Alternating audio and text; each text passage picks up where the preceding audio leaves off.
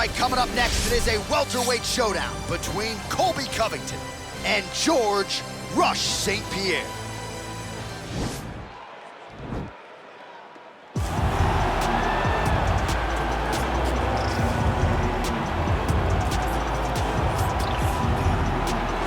All right, so here's the legend, George St-Pierre, former UFC welterweight champion, former UFC middleweight champion, and DC as one of the most decorated wrestlers on this UFC roster. You gotta be pretty amazed at what this man has been able to accomplish without any amateur wrestling credentials to speak of. Yeah, with no background, the guys that he's been in there with and controlled the wrestling exchanges has truly been unbelievable to watch. I was in Canada when he fought Josh Koscheck and took Josh Koscheck, who was an NCAA champion, down whenever he needed to. Right. But it was also the strike that made him so dangerous. I remember George St-Pierre had this combination. It was a lead jab, a lead Superman jab, and then a leg kick. Everyone wanted to try and do it, and they say imitation is the greatest form of getting a compliment. We all tried to feed George St-Pierre. And he's got more ESPYs than me. He does. He's a man. Colby Covington maintains status as one of the best welterweights in the world. He is absolutely one of the best welterweights in the world. A lot of times people mistake the talk and the persona for Colby not being able to be a fighter. Colby Covington is a fantastic fighter, and he will get in your face from the moment the official, or the moment the referee says fight, and the pace, and the cardio, and the work rate that he will push on his opponents is enough to break guys. Guys that are traditionally known as phenomenal cardio fighters like Rafael dos Anjos melt under Colby Covington. He is a great fighter and a very, very hard worker. Our tale of the tape for this highly anticipated welterweight fight. GSP is 7 years his senior. He will have a 4-inch reach advantage. How about some Bruce Buffer? Ladies and gentlemen, this fight is 3 rounds in the UFC welterweight division. Introducing first, fighting out of the blue corner, a mixed martial artist holding professional record of 26 wins, 2 losses. He stands 5 feet 10 inches tall, weighing in at 170 pounds. Fighting out of Montreal, Quebec, Canada, George Rush St-Pierre.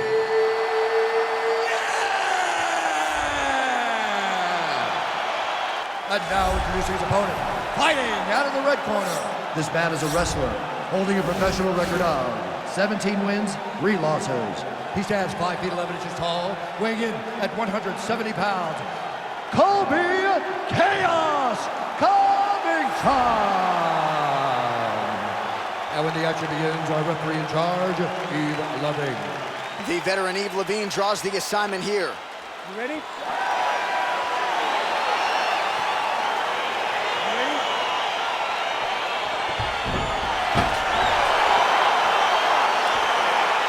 So the fight is now underway. On one side, you have a fighter who does everything well, taking on a true grappler on the other side. It's going to be interesting to see how long he can keep it up. I mean, Damian Maia may be the most specialist type of grappler in the UFC. This guy resembles him in a number of ways. Let's see how he manages this fight against a guy that can do just about everything inside the octagon. All right, here we go. First round is underway. No denying the big reach advantage for him tonight. We'll see if he can get that jab going early. Look for him to circle on the outside. Use that long jab to keep his distance and only engage on his That turn. is how you scramble, folks. Well, there are few things more fun to watch in mixed martial arts than these type of transitions and scrambles on the ground. High-level grappling can really be entertaining. All right, so you got to be careful playing on the ground with this guy. You don't want to mess around for too long. All right, he's trying to control posture here. Now trying to hip escape. He's just trying to move out of this position off the bottom. Side control now. Fighter trying to pass here, ooh, but gets denied. Gets denied. Great job, great recognition of seeing what your opponent was trying to do. All right, side control now. We'll see if he can advance position.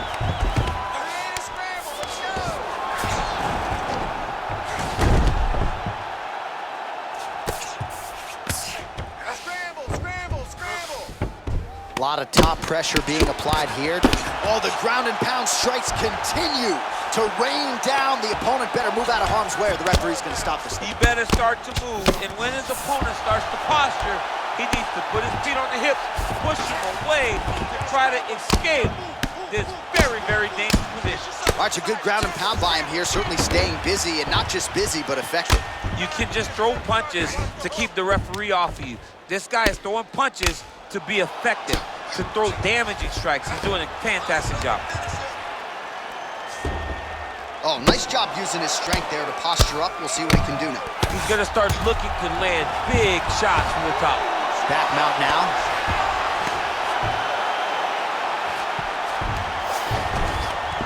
All right, well, both fighters pretty comfortable on the ground, DC, but you got to be very careful hanging out here for too long if you're his opponent. And he landed the right hand there. Oh, he's got the ground and pound going now. He's putting him in exactly the position he needs to be in right now. He's able to relax here, and he understands, being a veteran of so many fights, that as long as he's on top, he's winning.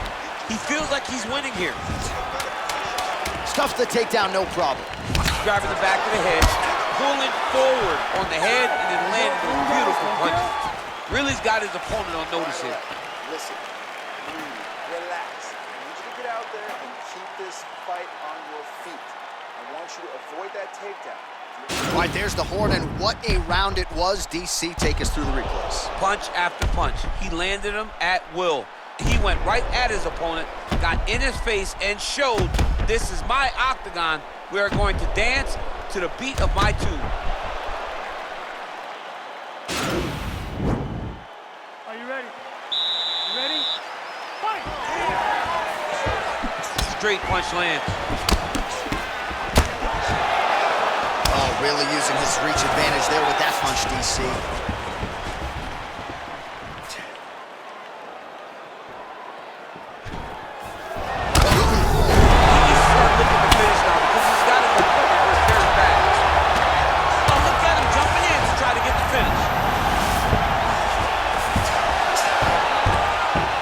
Good movement by him here on the ground. He really is a master of these transitions. He is a master of movement on the ground. You never know where he's going to be. Man, isn't it fun to watch this dude work on the mat? He's unbelievable how fluid he is in his motions on the mat. All right, side control now.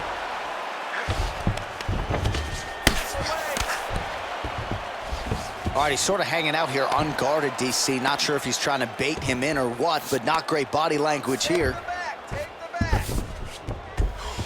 All right, half guard position here. We'll see what he can do with it. A lot of weapons at his disposal from this dominant position. Oh, man. I feel for a wrestler, this is the most dominant position in all of fighting, because wrestlers love control. Right. And to have your upper body free and your leg able to hold your opponent in position, it is like striking gold. Build your posture, throw your punches, big damage, but then always control the far side underhook. This is a great position for a top fighter. And the referee brings the fight back to its feet. No surprise there. Needed to see more action. Well, he's really starting to land a high number of strikes here in the second round. No denying that he has taken the message from his... Oh, he catches the leg there and then works it into a takedown. High-level mixed martial arts there. All right, single collar tie now. And potentially a critical takedown here. Throws the right hand there.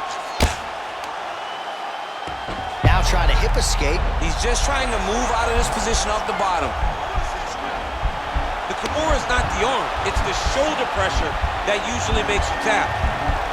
But now DC trying to isolate an arm. Yep, he's using the Kimura. And this might just be a matter of time.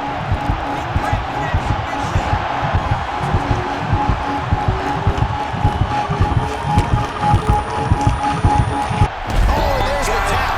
He got the finish. What a beautiful Kimura finish by this great fighter. And I don't care how high your threshold is for pain. When you're in that compromised state, better to tap and fight another day. It's so crazy because people think the pressure's on your arm. It's all your shoulder. When somebody has a really good Kimura, it feels like they're gonna break your shoulder. That's why you have to tap. All right, let's take a look back at the replay as he gets it done by submission tonight, champ. He was able to get the fight to the ground exactly where he wanted it. Eventually, his opponent gave him an opportunity to get a submission.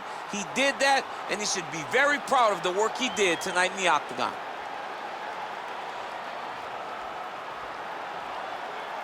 So there he is, your winner by submission tonight, and that is how you put the rest of the division on notice. A huge result for him here tonight.